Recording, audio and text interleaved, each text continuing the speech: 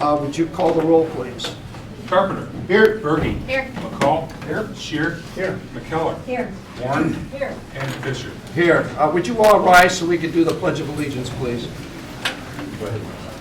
I pledge allegiance to the flag of the United States of America and to the republic for which it stands, one nation, under God, indivisible, with liberty and justice for all.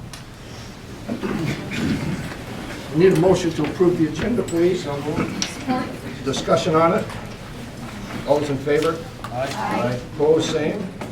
The consent grouping, we have two sets of minutes, one for March 4, regular meeting, and one for March 4, the closed session. Are there any additions, corrections, comments about either set of minutes? If not, Stephanie? Okay. First up, we have the monthly accounts payable check summary. This would be for month ending March 31. Checks numbered 158,232 through 158,512. And the total for the month is $1,563,560.14. Moving on to budget.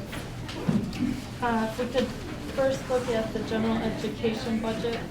We have adjusted revenues slightly, mainly under state sources, to recognize additional SLAP funding under Great Start Readiness Program and also our SNAP Ed Health Grant. On the expenditure side, we have made adjustments to reflect the additional grant funding as well. So we've got expenditures over revenue in the amount of $186,292. Could you speak up just a little bit? So. Sure. Thank you. If we look at special education, we have adjusted under revenue, mainly state sources, to reflect a change in Section 52 funding.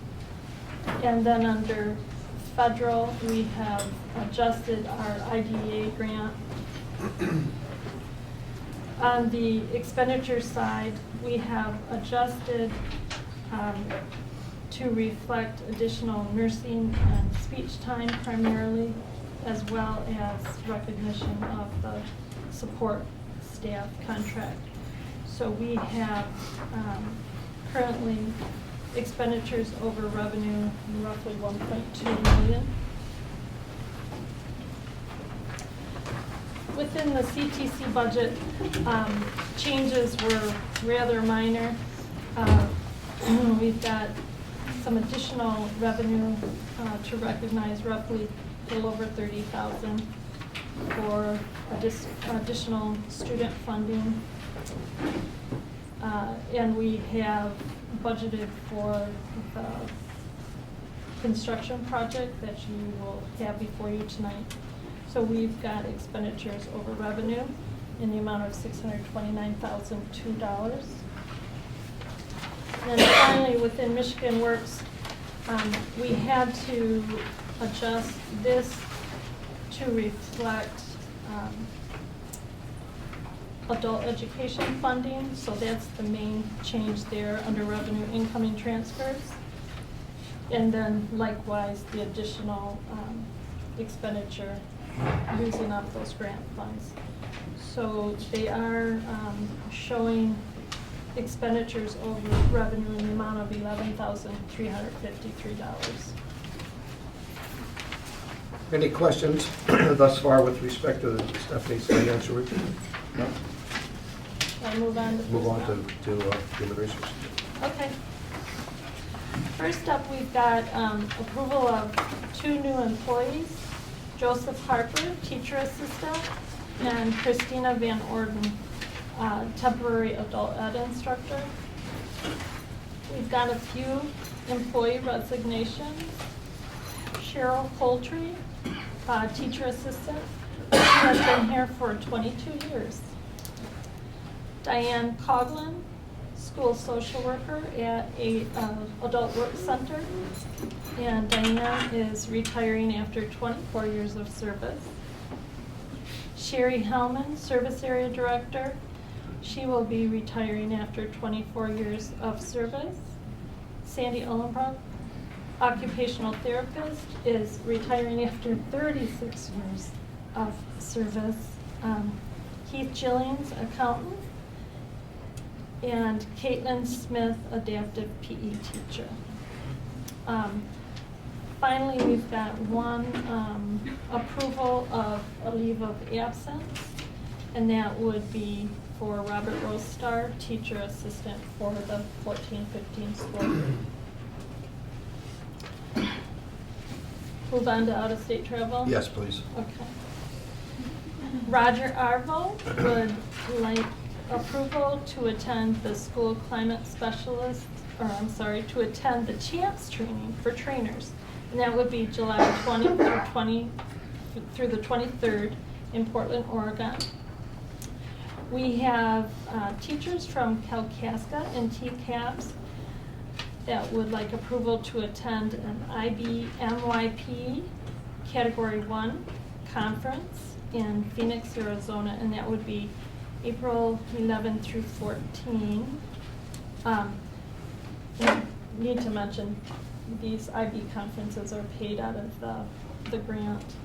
Michelle Mogenberg and Kate Arvo would like approval to attend an IB Category 1 PYP conference May 14 and 15 in Albuquerque, New Mexico. Michelle Mogenberg, Kate Arvo, and Terry Sheldon would like approval to attend the Visible Learning Conference May 5th and 6th in Orlando, Florida. And again, this is out of the IB grant. We have a Leland teacher who would like approval to attend the IB PYP conference May 14 and through 17 in Albuquerque, New Mexico. Marcia Hickey, occupational therapist, would like to attend the Shifting Gears Conference April 26th through April 27 in Schaumburg, Illinois. And finally, Michelle Mogenberg would like approval to attend the Marzano Academy April 29 through May 1st in Glendale, Arizona. Any questions of Stephanie with respect to travel or human resource matters? Need a motion? I'd make the motion, approve the consent agenda. I'll second it. Further discussion on the motion? Carpenter? Yes. Berge? Yes. McCall? Yes. Shear? Yes. McKellar? Yes. Warren? Yes. And Fisher? Yes. Go ahead. Happy spring. I intended on saying that this weekend, but thought differently this morning. I drove in a whiteout on ice. When will it end? But Jim, happy birthday. Thank you. Celebrated yesterday and hope you had a great day. It's good to see everybody back and good to see everybody here as we take care of this important work. We're proud of all of our students and staff. Tonight we want to showcase one of our programs across multiple departments. They had a big weekend. They had a great weekend, representing themselves, their individual districts, and the region, and our Career Tech Center and our Manufacturing Tech Academy. Tim Wheatley, one of the 4 instructors, is here. Tim's been with the Manufacturing Academy 17 years. This is a program we started in 1996, and it has evolved and changed through its history to be one of the top programs in the state of Michigan. We have students that go on to MIT, to the University of Michigan, to Michigan Tech University, Kettering, and we are very, very proud of this program and all of our programs. So it's very fitting as we celebrate our commitment to students that we have these talented students and Tim as the instructor here with us to show us some of their stuff. I don't know, Tim. We were doing robots 18 years ago. I don't remember that. So it has evolved, but really proud, and I say that on behalf of everyone within the room. We're proud of you. Very proud of you. And so I'd like to introduce our principal at our Career Tech Center, Mr. Pat Lamb, who will introduce our students. I'll be very brief. Mike stated a little bit about the program, but this time of year for the Career Tech Center anyways is a time of year where our students are competing in competitions. And when I knew it was my time to present to the board, I couldn't think of anything better than to have a group of students come up and talk about their experiences. Mike mentioned the MTA program is an extremely academic, rigorous program, and some of the best students within the region choose to attend that program. These students make a huge dedication. They get up and are at our school 2 hours earlier prior to any of the other student arrivals that we have. So their day starts in our building at 7:30 a.m. And they all drive themselves to and from, some of them coming as far as Bel Air, Elba, Northport, so they're in the car an hour each way. And in the middle of the winter on those dark mornings, that's a testament to them and to their parents for allowing them to make that commitment. I was very fortunate, but also knew that I wasn't taking much of a risk. I knew the board meeting was after their big competition this weekend, and I'm going to let them talk about that a little bit, but if you look over to the wall and see all the hardware over there, that's what they all did this weekend, and they did an extremely impressive job. And at this time, instead of me talking, I'd like Tim to come up and the students to come up and take their place, and they're going to go ahead and take over with the presentation because I know you'd much rather hear from them than me. So Tim? Tim, could you hold just a second? Sure. There are some seats in here. If you folks at the doorway if you want to circulate in, maybe raise your hand over here if there's a vacant seat near you.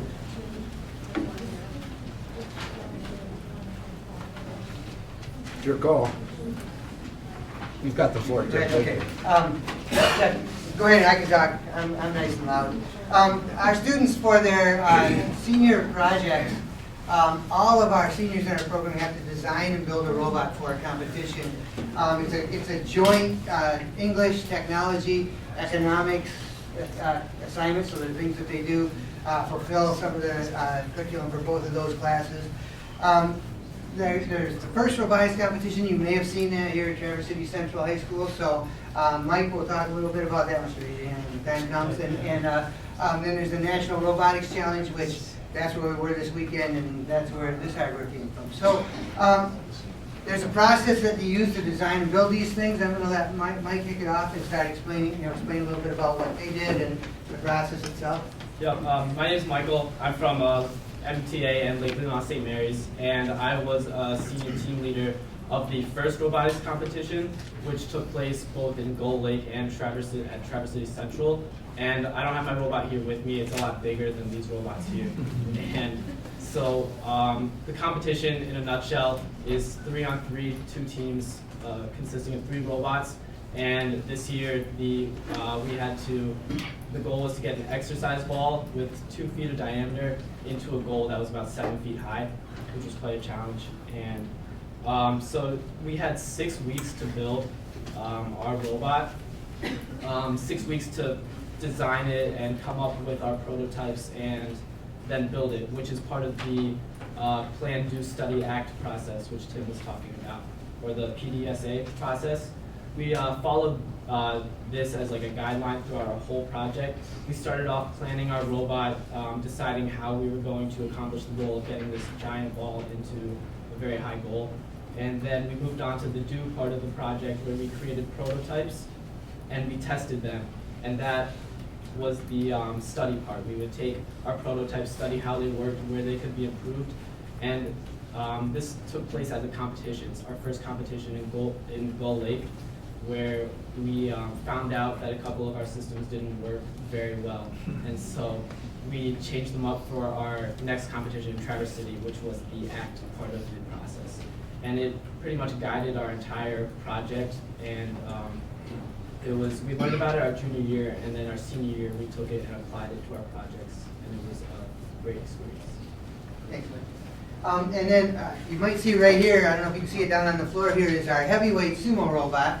And the heavyweight means it has to weigh less than 120 pounds, and then it does what a sumo robot does, which is or sumo wrestler does, push the other one out of a ring. So I'm gonna let Tristan and Luke explain how they did that.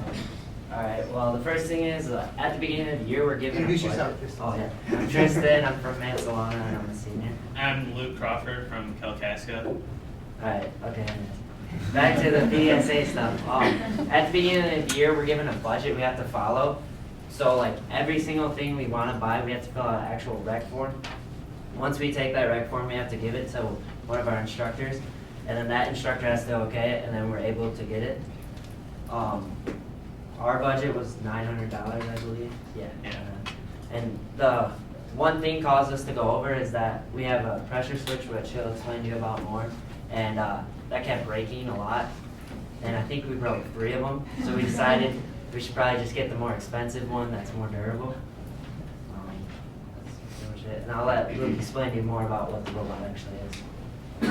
Well, we went with like one of the simple designs of a wedge so we can get under the competitor's robot and lift them up a little bit to reduce their traction, but we also implemented pneumatic cylinders so we can push them up even more. Yeah, I'll show you the flipper. We also have a compressor. It's not zero, right? But we have a compressor because in the rules you have to have all systems powered by the onboard battery. So to do our pneumatics, we didn't really have a full understanding, so we went to a local company, Von Fluid Air, and they really helped us pick every component out. Alright, so the flipper, we drive under him, and then we just flip up. And essentially we just drive him up. Yeah.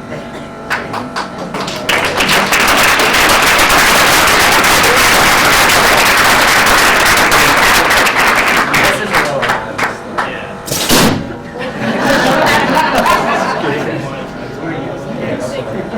We also, for our wheels, we designed our own wheels because we couldn't really find wheels that had the traction we really wanted. So we used our 3D modeling software, SolidWorks, to design the rim or hub of the wheel. We first started out with a design like that, then 3D printed it, which Al will talk about later. But we 3D printed a rough mock-up of it to get an idea. Then once we got our final design, we went to Cone Drive, and they machined out the full metal part of it. And we put a polyurethane around it for the traction part. So, but the wheels we have on, the poly kind of slipped off. So, Then one other thing you didn't mention, we had ball transfers under it, which a lot of you probably don't know what that is. It's kind of like a mouse, because it's just the ball, it just spins. So we figured that'd be great for us, so we can have, so we can turn ridiculously fast, because a lot of the things that win the competition is they're being pushed out, and they spin out, and then the other robot just drives right out. So our competition is a lot more about being able to drive it right than really anything else. and for the body, we went with 3/16 inch steel. Yep. And we got that donated from Todd's Welding Service in Kalkaska. Without that, we probably would have went well over our budget because all the components in there is quite expensive. That's just the pressure switch like I was talking about is turning on because we have a little leak in there.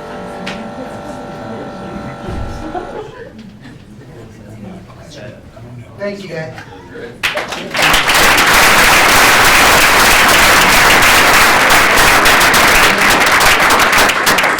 Now, Alec and Mike on the end took first and second place in the rescue robots. They had rescue ping pong balls. And so I'll have them explain their 2 robots and how they built them and everything. Well, one of the things that MTA provides us with, one of our big advantages over a lot of other teams at NRC, is our 3D printer that we have. Like the heavyweight team said, that it allows us to prototype things very quickly. That way you don't have to design it and then wait a long time to have a machine made out of metal. You can have something in your hand in 3 hours. It helps a lot on trying to figure things out. One of those applications was when we were designing our robot, we wanted to have a tank and we wanted it to go over anything. So we decided to make these tracks, but the tracks came with much smaller sprockets, so we decided to make our own. And as you can see here, they're pretty big, so a lot bigger than the standard one. And all of these up here are our previous prototypes. It took quite a while to figure out this teeth pattern. It's quite complicated. So that was one of the huge advantages of that. It allowed us to do that. I think that would have been impossible to do if we had not had that printer. Another advantage of the printer is, as you can see, everything black here on this robot is 3D printed. Other than the few parts of the claw, the chassis, the sprockets, camera mounts, everything there on the top except the camera is all 3D printed. So it allows us to have more input in what we want to do with our robot and design it how we want instead of buying a kit and having to work within the parameters of what they want. And just a little quick preview of what our robot does. Moves around pretty well. Claw goes in and out, opens and closes, opens and grabs the ping pong ball.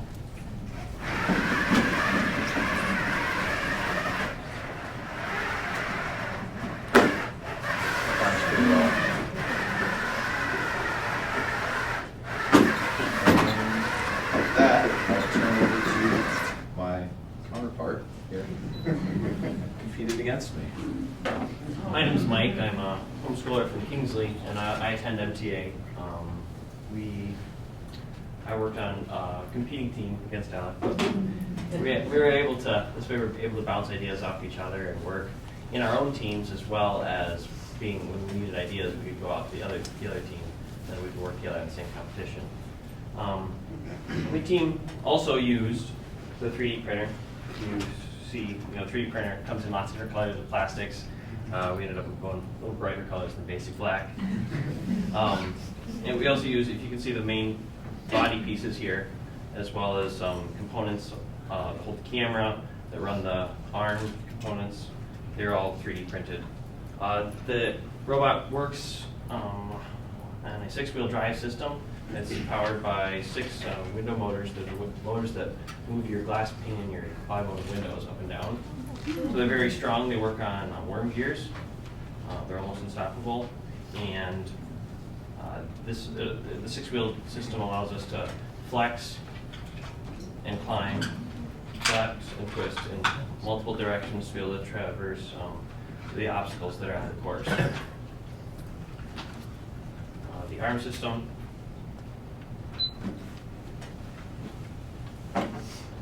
The point of the competition was to drive around the course. There was a 45-degree ramp, a beam you had to crawl over, a cave you had to drive inside, and gravel that you had to go over.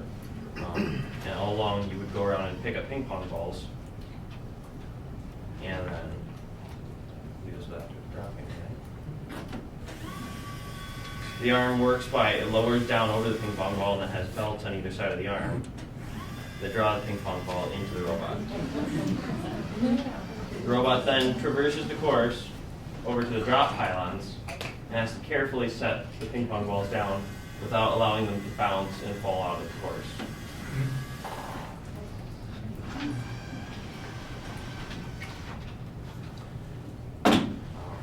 Thank you.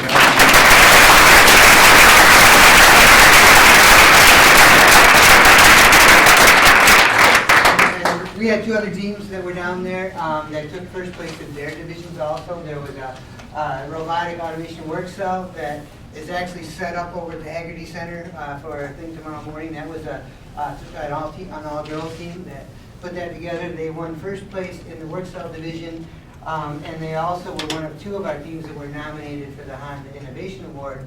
And of the 407 robots that were at that competition, that was the one that was chosen to win. That won the overall award for the Honda Innovation Award. It's a $500 prize. So the girls are going to help us figure out where that will go. We're going to ask them about improving things for next year, what would help them. Another team of all boys, you can tell because theirs was to shoot a rabbit, and it was they had a 3D on a 3D printer. They printed a little rabbit, and it went on top of a little Lego vehicle. But the hard part was they had built an air gun that would use computer software to track, find that rabbit, and then shoot little humane plastic balls at it. Scared. That's to scare the rabbit in the garden. That's right. That's away from the guys. Right. So that one also won first place in the robot construction division. So all in all, teams did very well. So I'm really proud of them. We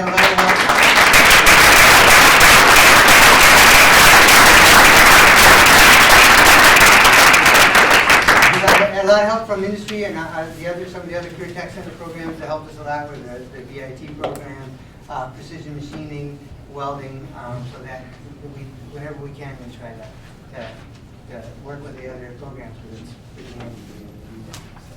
If I may, Yeah. as you were saying, the industry help, different industries help us. When we came to problems with our 3D design, these are all very complex parts that have to interlock and work together. My mentor, at MTA, you're assigned a mentor, and they are in the industry or have been in the industry, and they can help you along the way through your academics and your technical programs. And so when I came against problems, he works at RM Young Company, and he hooked us up with his engineering design manager, and that man was able to help us solve a lot of our problems and create a good robot. And use their 3D printer too, right? We didn't end up using theirs, Oh, you didn't but end the up- offer was there. Yeah, we were overloading ours, that's for sure. We were using the others. All right, well, thank you. That's Thank really you. good.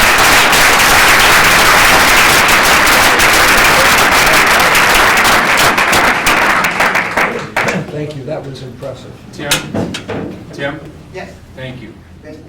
Would you express that to Deb and Holly Ann With that, and Deb and everyone else? Thank you. Thanks, students.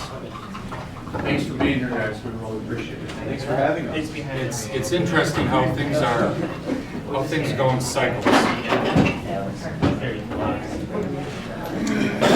I remember 20 plus years ago being a sending school principal, and the focus was on career preparation. And we're funded by the state of Michigan to develop career pathway systems for our students. And many districts throughout this region receive state awards for developing that. And then all of a sudden, as administration changes, as things change in the state, we moved into this period of about 8 to 10 years where we're trying to double the number of college graduates. And that was the emphasis. More away from career preparation in general to we have to double the number of college graduates. Last Friday I was attending a session with Governor Snyder out at the resort. He was presenting to the Chamber of Commerce Young Professionals. And it was a panel discussion. Very interesting because I really witnessed now we're transforming back to an administration that's emphasizing career preparation, that's emphasizing skilled trades, knowing that yes, it doesn't end after high school. You have to go back and get more training, more education. But now we're reverting back to what it felt like in the late 1980s and the early 90s. So it was very interesting. And Pat, I don't know if I told you this, the governor came up to me after. It was very interesting. Walked right up to me, shook my hand, and thanked me again for the fish that our welding students presented to him. He says he has it on his desk. He talks about the TBA Career Tech Center. He's proud of the TBA Career Tech Center, and just wanted to express thanks again for the best practice effort that we have out there. So that was very neat. Paperworks. On April 2nd, I was notified in a meeting with Grand Traverse Industries and Goodwill Industries that our relationship in terms of collaboration regarding our paperwork program was ceasing. It was a very hard conversation, and that took place on April 2nd. Completely understand, Goodwill Industries told us in late November, December that they were making this decision, and Grand Traverse Industry was going to try and step up and take it over. And they fell short of what they're calling, what's being called bridge loan or bridge funding to make that transfer over. And that's when we were informed by GTI that over a 20-year program, many of the staff in this room involved with building that program was ceasing to operate. So we met immediately as an internal staff, including Mimi Spalding, who's one of the key staff members involved with this. And what can we do? And we met on April 9th already. And now we have scheduled another meeting for April 28th to work with the dedicated community business advisors who have been involved with this program from the start to ask the question, what can we do as a regional community to keep this important program going? It's a great opportunity for our students at the Adult Work Center. It's a great opportunity for students who age out of our system. And we are going to do everything within our realm, within possibility, to try and keep this important regional asset going forward. So I will keep you posted on that as we go through those conversations with members of our staff and members of our community who advise us within Paperworks. Like, Yes. have operations stopped? Yes, they have. They have. What's the deficit? They were looking for a bridge loan of $75,000 to $100,000 to try and transfer that over to Grand Traverse Industries. In addition, they were trying to ramp up sales division. In my communication with Goodwill, their discussion, communication to me is that over the course of them taking on this responsibility roughly 8 years ago, they have put over $1 million into the program. And that model just wasn't sustaining itself any longer. So we will work through this and with everything we have to keep this program going. Next, actually this Thursday, we start, this is Stephanie, Carol, Jason, and myself, on our annual tour of our local school districts. You should have received the calendar, the schedule. You're welcome to attend. We start Thursday morning at 9 o'clock at Frankfurt. We go to Benzie at 10:30, and this is involving our general education budget process. We are required by law to present our general ed budget to all of our local districts by May 1st of each year. By June 1st of each year, the local districts are expected to either approve or disapprove that budget through resolution. And so we go out, and we started doing this roughly 5 years ago. Sit down, and they could have members of their board, it could be their finance committee, it could be their admin team, and we go out and have about a 60 to 90 minute conversation with them. We present to them our proposed budget with information, graphs on expenditures, revenue, with words that try to describe our budget to them. And we also provide a 14-page document regarding all of the services that TBAISD provides specific to each district across every department. And we get into data, we get into special education services, how many students, what programs they're utilizing, the work of our itinerant staff going out. We get into the Career Tech Center, how many students are attending and what programs. We get into the business and administrative services, the technology services, everything we do top to bottom to serve each district we provide in a 14-page document.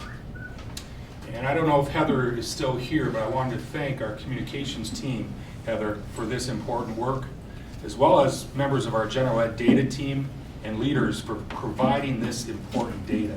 It really, from a customer service perspective, tells the picture of what we do to serve our local districts throughout this 5-county region. So thank you for that work. So we look forward to that tour, and we'll be on the road the next couple of weeks. Regarding state budget and legislation, we do know that the governor presented his budget. We do know that Senator Howard Walker, as the chair of PROPS for the Senate presented his ideas, as well as Representative Bill Rogers, who runs the House Appropriations regarding school aid funding, has presented his ideas.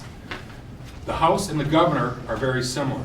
The Senate side is very different. And so I met on April 1st with Representative Schmidt to share my concerns on the budget. I am meeting April 17th at 2 o'clock with Senator Walker to share my thoughts on the budget. And basically, they're different in the MIPSR's rate cap. They're trying to find a way to keep retirement rates down. And the governor has one idea, and the House together, and then the Senate side is a little bit different. And the meeting I attended yesterday in Cadillac, 25 superintendents from throughout northern Michigan and the eastern UP, the message we're trying to get across is, in order to keep that MIPSR's retirement rate capped, we're trying to have them focus on equity. Because right now they go in, their proposal is going in and taking it based on overall payroll. And what ends up happening, you have great disparity in terms of districts. For instance, Bloomfield Hills could get up to, equated to per pupil, $947 per student in relief because of the amount of their payroll, and it goes back to that 2x equity issue, where Traverse City, in contrast, would be at $478 per pupil in terms of keeping that rate down. So you can see the point there of what we're trying to say. Can we not consider using the overall payroll, but just do it on a per pupil based on equity? So that's one of the things that I'm trying to communicate. In addition, working in my communication on increase to Section 81. That's our line item that we get from the state of Michigan in support of our services and program. And again, this year, we are seeing no increase to that funding from the state of Michigan. In addition, my discussion with Representative Schmidt and my discussion with Senator Walker will be asking them and advocating for work to be done regarding two-person health insurance for public school employees. When they passed that bill in December, as far as we knew, the parent and single family, or the parent and child would be included as full family. Okay? And when it came out of the hopper legislatively, they were back into the two-person group. And I'm asking for explanation, because we fully advocate that a parent and a child is a family. Thank you. You're welcome. In addition, we are also asking for increased relief on the two-person hard cap. They did increase it slightly to $12,250. We are advocating, I am advocating that that be increased even more to provide more relief for the two-person group.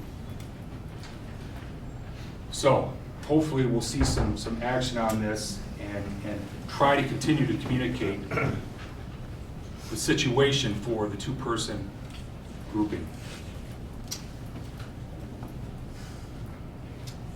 The EAA, if you've been following this, the Education Achievement Authority, primarily in Detroit right now, taking over some academically failing schools in Detroit. The House passed 56 to 54 3 weeks ago for the EAA to be expanded, but also for local districts that find themselves in this position to have an ISD option to serve as the reform department. And so that passed 56-54. It went over to the Senate. They were expected to consider it before their spring break, and they did not. But we are expecting it to come back to the table once they get back from their recess. The ISD option, we believe, we don't have any districts right now that are in that bottom 5%. We have some that may be close in 3 to 5 years. We believe that the ISD option will be something that's viable for them instead of having an outside agency come in and take over top to bottom operations. But the challenge that we have, that I have regarding the legislation that passed, is that it only gives us 2 years to turn it around.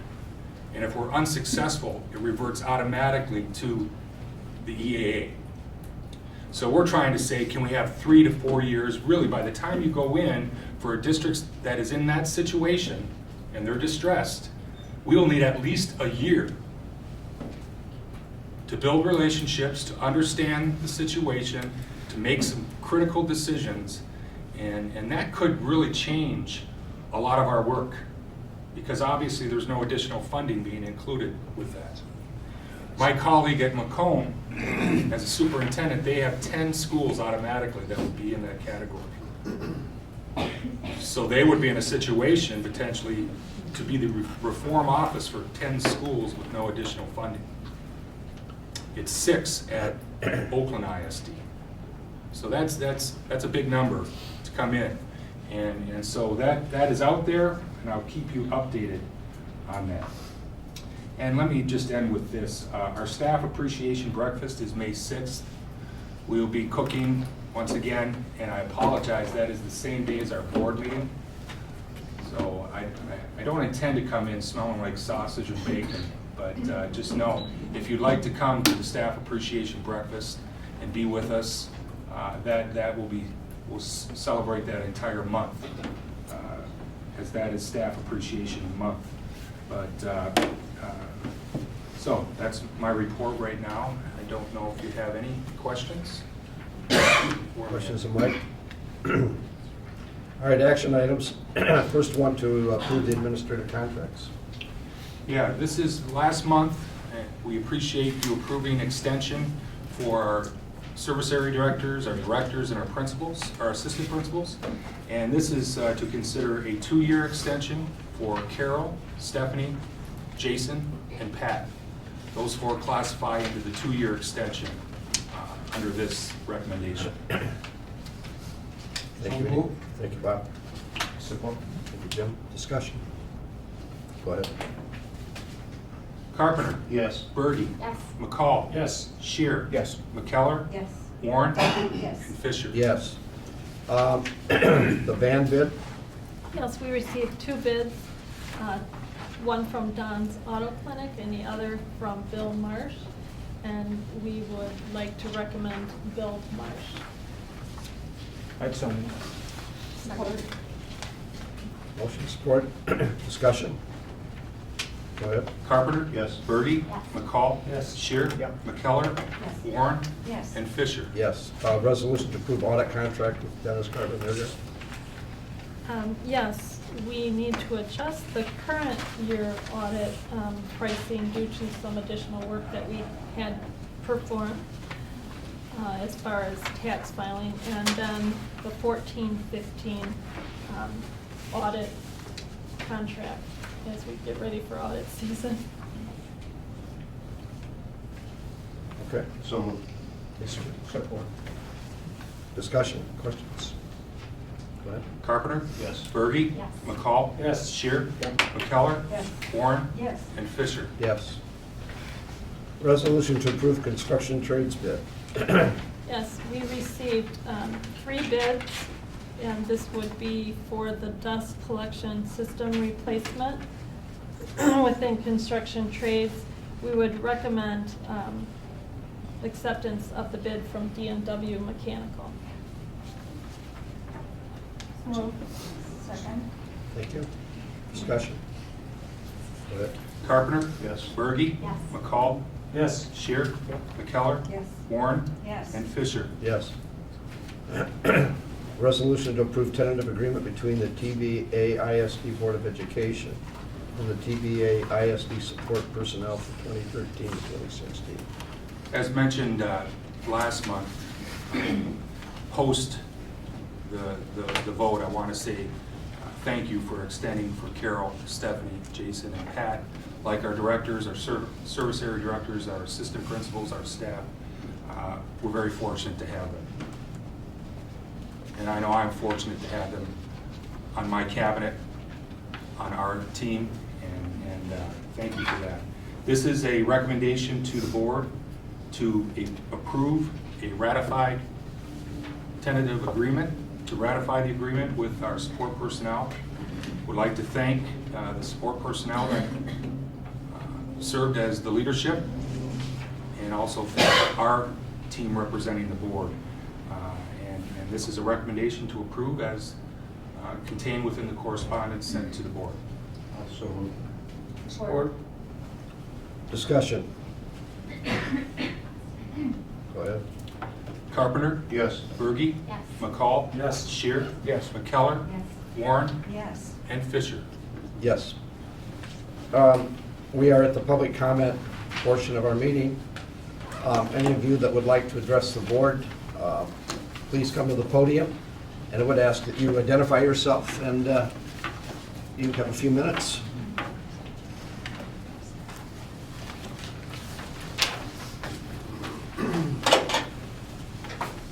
Hi, good evening. I'm Tina Shellick. I'm a speech therapist here at TBA. And I'd like to thank all of my colleagues for coming and showing your support of one another tonight. I've been part of the negotiation team for the past 3 contracts. Over those years, there seems to be some consistency in our discussions. One is that we are often told how greatly appreciated and valued we are, that the board and the administration is keenly aware how fortunate they are to have such dedicated staff. Fortunately, we are valued and appreciated, and we get that feedback from our colleagues, our students, the teachers we work with, and the families we serve. That is why we continue to provide the level of expertise and service each and every year, each and every day. The other consistent statement is about the projections for each year. Each year we hear how there's a deficit in the budget. However, through the fact-finding process, data show that each year for the past 10 years, we have put a significant amount of money back into our fund balance. So here we are once again negotiating a contract. We have heard from administration and board members that we need to be fiscally responsible, and I truly understand that. But now we have this huge fund balance that our districts and the public are upset about, and you are kind of under the gun to do something about it. So that brings me to the point that on one side, it has been reported to us that, reported to the media that funds can't be distributed to the locals until we have taken care of our own. And on the other side, we hear we can't go with the recommendation of the fact finder or compensate our staff commensurate with other ISDs because the locals would be upset.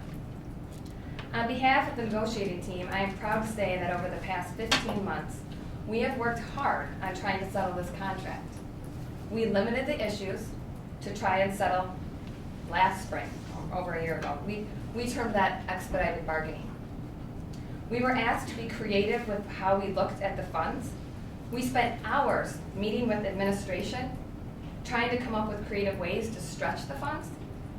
That seemed to kind of fall on deaf ears, and that never actually made it to the negotiation table. Last week, we met with the administration once again. We again have offered a proposal. I know that Mr. Hill will be discussing it with you in closed session. We asked him to endorse it. At this point, we are down to just a few things in terms of our negotiations. However, the biggest thing isn't even on the table. That is the morale of the organization. As the year has gone on, the morale has drastically decreased.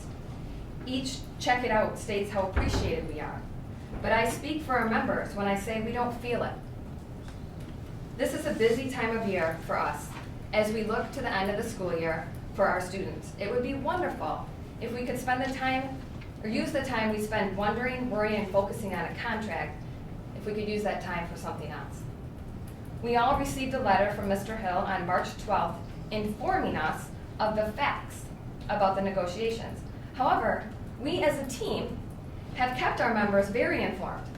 Therefore, many were surprised when they received this communication, as the team had already shared most of the information. Our 243 members are a family, a large family, that continue to look out for one another. That is the idea of the aggregate. We continue to vote and inform our members of the impacts individually it would have, the aggregate would have. And they continue to be in full support. We keep hearing that we are concerned about the 2-person, but we don't feel the concern. Other information in the letter may have been a little misleading. For instance, it was stated that 79% of our staff was getting a 3% step increase, plus an on-scale increase. However, that isn't necessarily true either. What about the staff on levels 1, or longevity 1, longevity 2, or longevity 3, not the ones even on the top of it? Some of us won't see a pay increase or step increase for several years. It also stated that our proposal was only $36,000 below the recommendation of the fact finder. What it didn't say was in that the proposal was considering having us pay FICA out of that. It also stated that it would reduce the special education fund balance. What it didn't say is it didn't reduce the general or the vocational fund balances. Again, the job of our negotiating team is to have the best interests of all of our members in mind. We meet with them regularly. We inform them of what is happening. We continue to be honest and upfront with them. We would like to invite you, the board members, to spend time with us, all of us, to see firsthand what we do, our commitment, our passion, our loyalty. I ask you to truly consider the impact this year has had on that view not only your employees are having, but the public is having on TBAISD and the morale within our district. It is in your hands. We offer a proposal tonight that is by no means outside the financial well-being of this district. We would ask you to support it.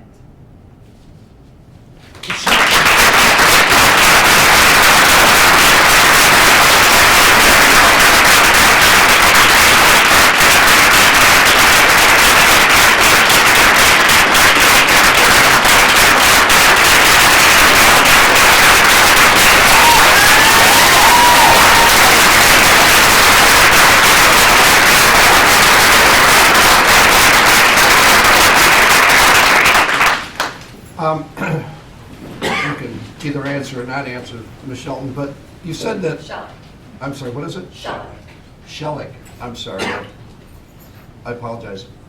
I think you said that we are not offering what the fact finder said. Correct. Okay, could you elaborate on that just a little bit? In what manner are we failing? Well, the information that we've seen from Mr. Hill says that over the course of 3 years, it would be 5.25% increase. And the fact finder recommended a 5.5% increase. And they didn't mention us paying our own FICA. Who didn't mention it? The fact finder didn't make the recommendation that we pay our own FICA out of our current proposal, out of your current proposal that we have. Okay. Thank you. Anyone else?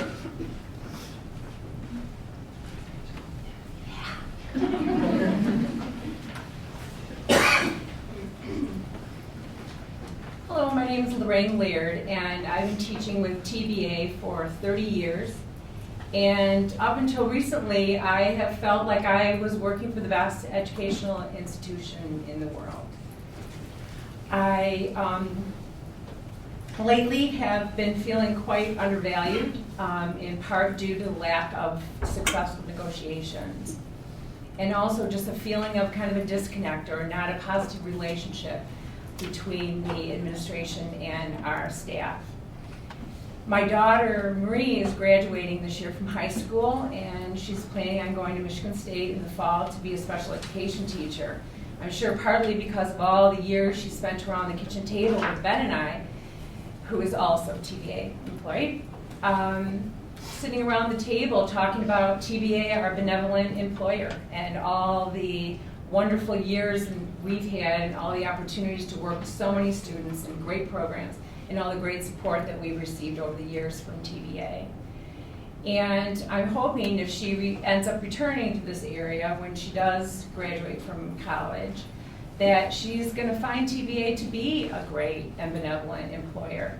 And they are going to be compensating their staff, and so they can attract the best and the brightest young people to be able to continue to be involved in the programming, the excellent programming that TBA has been well known for many years.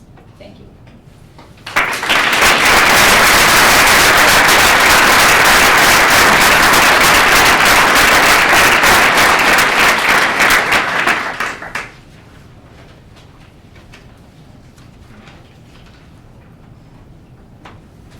You'll be next. I'm sorry, did someone want to go? Did you want to go, Krista? I want to be last. All right.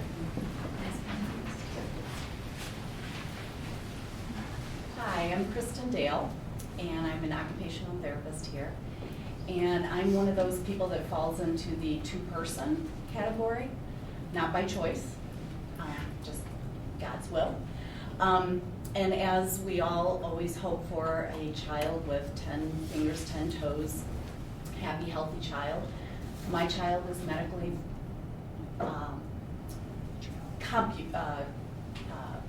challenged. Thank you. My family.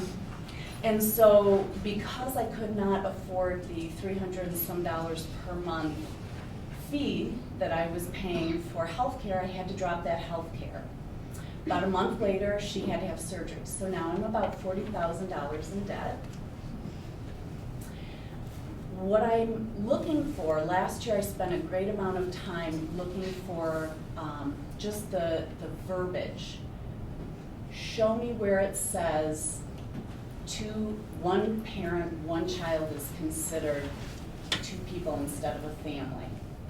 And I posed that question to TBA, and there was not an answer available. So I set out on an adventure to check with people through Blue Cross Blue Shield. And way down the line, there was a young man that said to me, you know, ma'am, I really don't know. I think he was from Texas, kind of had that southern drawl. He said, what I can tell you is that at this time, the law is left to interpretation. And I said, I don't understand that. What does that mean? And he said, the law is leaving it to interpretation by each administrator. And he said, all I can see is that your administration is the only one in the state of Michigan that is choosing to interpret the law of two being two people versus one parent and a child being a family. Does that make sense? I don't know if that's true. I continuously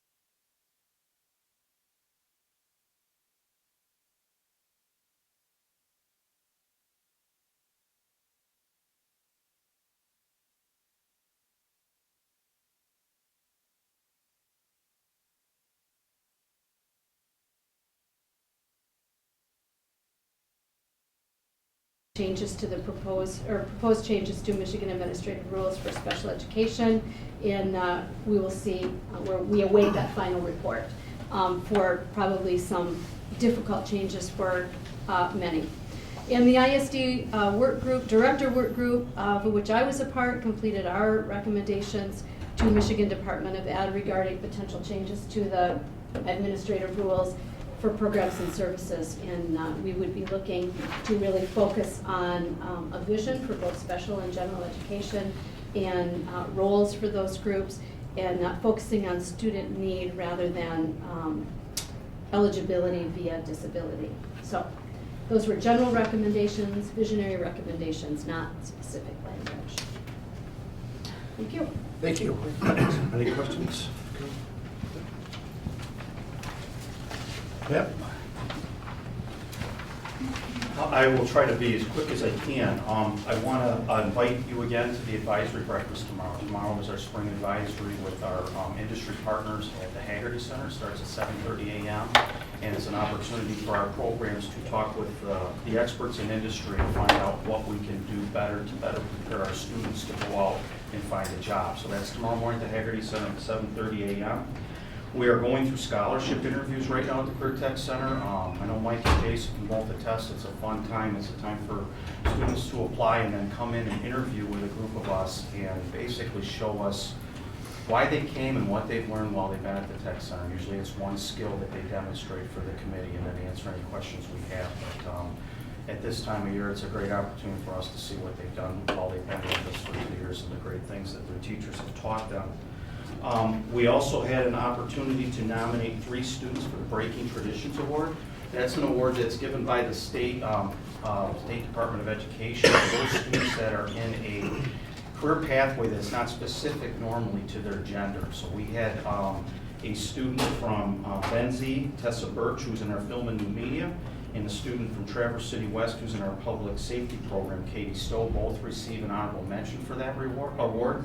And then we had Mariah Holly, who's a student from Mansalone in our culinary arts program, who will be receiving one of 18 Breaking Traditions Award, and will be honored down at the Ed Lansing to receive that award and acknowledgement. So we're very proud of her. Which brings me to our club competitions. We had our FCCLA students compete in Midland for the state conference. We took 13 students down to Midland. All 13 medaled, 8 silvers and 5 golds, which means we have 5 of those students moving on to the national competition, which will take place in San Antonio, Texas. Cherry Festival week will be going from July 6th through the 10th. Emily Hurst of Grand Traverse Academy, Haley Myers of Traverse City West, Olivia Wilcher of Glen Lake, Emily O'Brien of Traverse City Central, and Cassidy Weiss of Grand Traverse Academy. They also took the time unsolicited to write some very nice thank you notes to the board for supporting them on this trip. One of them went last year, and if you have the time, I'll leave these for you folks to read, but they are really kind, heartfelt words on the board supporting this trip to San Antonio. So thank you for that as well. We also had our Big Skills USA this weekend. I would like to thank Carol and your staff in special ed, because we couldn't have got there without using the vans. And I had no idea we had as many vans as we do within the organization. But so many kids were competing in so many different places. Thank you for that. That was a tremendous help. But we sent 25 students down to state competition for Skills USA and our other programs. And Tim Vandermillen had a student in industrial motor controls take 3rd. That student will be going on to national competition. Kevin Kimball in power equipment took 4 students, I believe, maybe there was 5, but all 4 placed. He had a student take a silver medal in power equipment, Tim Frazier from Grand Traverse Academy, and Tom Smith, a silver from Benzie in motorcycle technology. He also had a student in marine service technology from Kingsley, Ben Harrigan, take a bronze. And then Kyle Kulanda from Glen Lake took a gold and will be going on to national competition as well. So very successful in the power equipment program. We have a Kiwanis Student of the Month out of Suttons Bay, Jenny Romo from our Public Safety and Protective Services program. So she will be honored at the Kiwanis for lunch. We're very proud of her at that, and we'll be speaking at the Elks Club during that luncheon. Our HOSA students, which is our Health Occupation Students of America, we'll have 22 students competing at the Grand Traverse Resort next weekend for their state competition. Lastly, we have our first ever Fiesta fundraiser.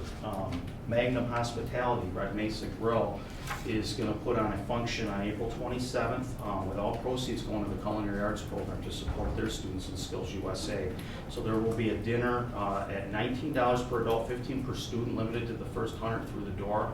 But they want to really team up with Culinary Arts and give that money back to our students. So I just want to put that out there and hope that those in attendance maybe will think about it, and maybe you folks, if you have time. What's the date again, Pat? It is April 27th. April 27th. Sunday. With that said, that is all I have. Again, I want to thank the staff and the teachers. When you have the results that you have for the club competitions that you saw, we will have the other robot at our breakfast tomorrow morning, which received that high recognition for the Honda Innovation Award. Our staff does a tremendous job with preparing those kids for those competitions. So I just wanted to add that. Thank you. Pat, dinner is where and at what It's time? at Red Mesa, April 27th, and it is starting at 6, I believe 6 o'clock. 6 o'clock. Thanks, Pat. Thank you. The face of TBA. Uh-oh.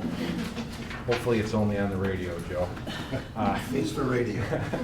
Pat's always a tough act to follow. I wondered if he was going to mention that one of the vans, there was a mechanical problem with the van, and so the chaperone went to Jim Reedy, our automotive teacher, and the van was repaired before the students took the trip, which I think is, you know, there's so many things you can say about the tech center, but those folks are pretty special in what they're able to do. And for anybody that doesn't know Jim, he is an ASE certified mechanic, so it's okay.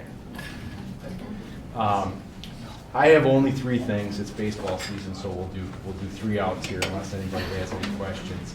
I think the really exciting news is that our legislature has changed the requirements for school safety drills for the 2014-2015 school year.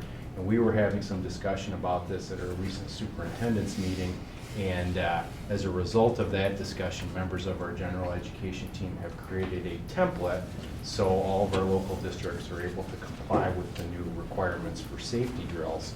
And the requirements are essentially that we do 5 fire drills. We have to do a number of those early in the school year.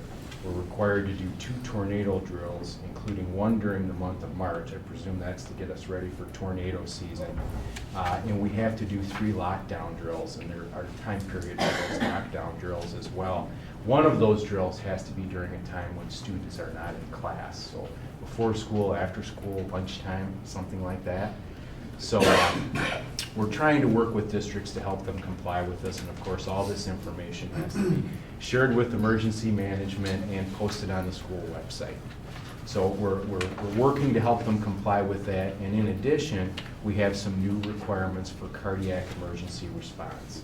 Defibrillators, the paddles. If a defibrillator exists in a school building, then we have to demonstrate that we have a plan in place for training for that we have a plan in place for CPR training, that we have a plan for maintenance for that device. We have to have a designated cardiac emergency response team, and we have to work again with local emergency responders on our plan. We have to review that plan annually, and we have to certify that we comply with those new regulations. And I think most of us, we certainly are, and most of our local districts are in pretty good shape for this stuff, but when you read the language as it is presented, it's kind of confusing.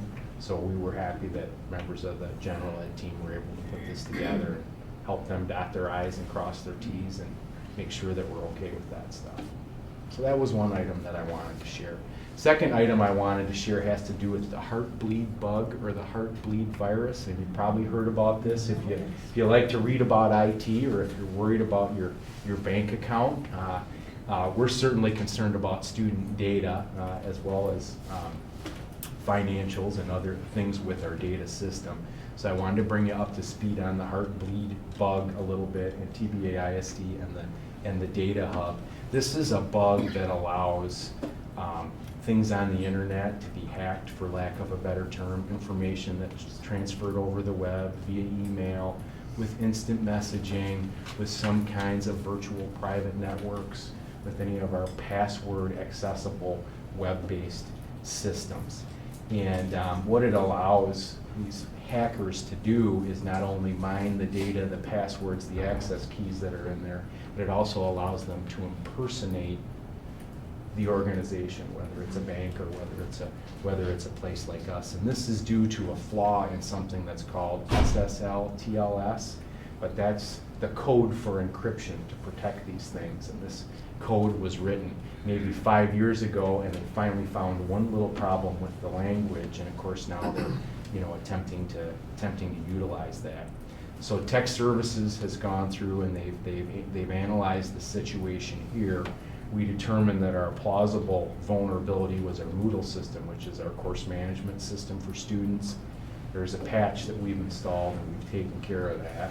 To our knowledge, we don't believe that we've been impacted, but we are now in the process of changing our security certificate for everything that we have, just to be sure. And that's one of those things where there's probably a 1 in a million chance that we need to make the change, but it's pretty inexpensive and it's good peace of mind. So we're going to go ahead and do that for about a half a day of staff time, and $250. We're going to get that done just to be sure.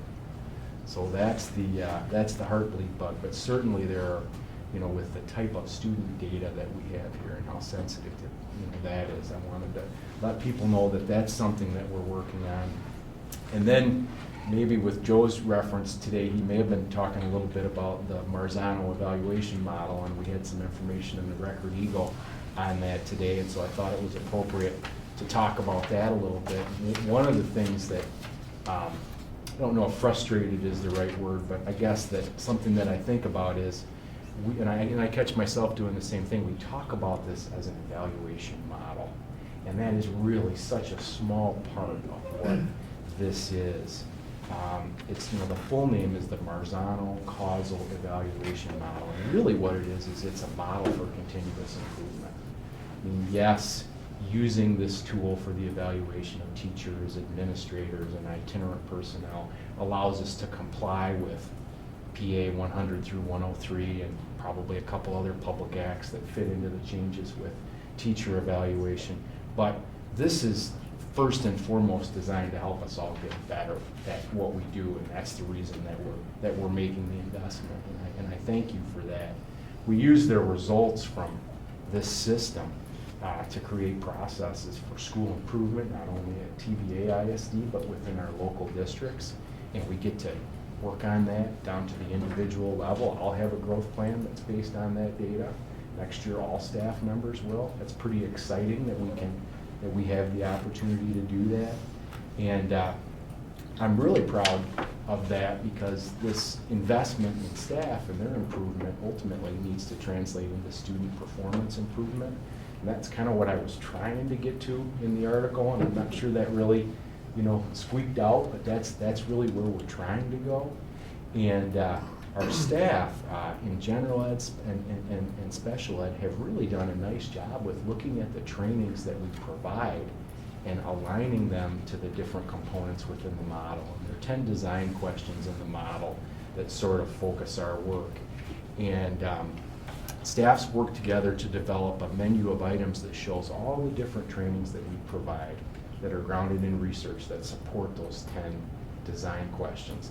And I was looking at the latest draft of it this morning, and there are like 50 examples of things that we do already that support this. And for example, one of the design questions is, what will I do to establish and communicate learning goals, track student progress, and celebrate success? So we've got 10 different trainings that we provide that fit with that design question. And just a couple of those examples are learning goals and scales trainings, trainings in formative assessment, trainings in observational rounds, trainings in balanced math. And just the second example I would share is design question 6, which is, what will I do to establish classroom rules and procedures? And there's CHAMPS training that is provided. You heard a little bit about that tonight. There's OBEISD bullying prevention training, which is a regional initiative. And you actually approved travel for 2 staff members to attend each of those things tonight that actually relate to that, so thank you. And then there's training in observational rounds. And obviously I won't in the interest of time, read all 50 for you, but it's really neat how the stars are starting to align with this. And I just wanted to give you a little update and thank you for your support on that. We'll be hearing more about it at future meetings if you're interested. Thank you. Thank you. Any board communications? If not, we need a motion to go into closed session. There's section 8C and 8A of the Open Meetings Act. Support? Thank you. Discussion? Go ahead. Carpenter? Yes. Berge? Yes. McCall? Yes. Shear? Yep. McKellar? Yes. Moore? Yes. And Fisher? Yep. Thank you all for coming tonight. Longer. Not much longer. Okay, is there anything else before the board? If not, we're adjourned.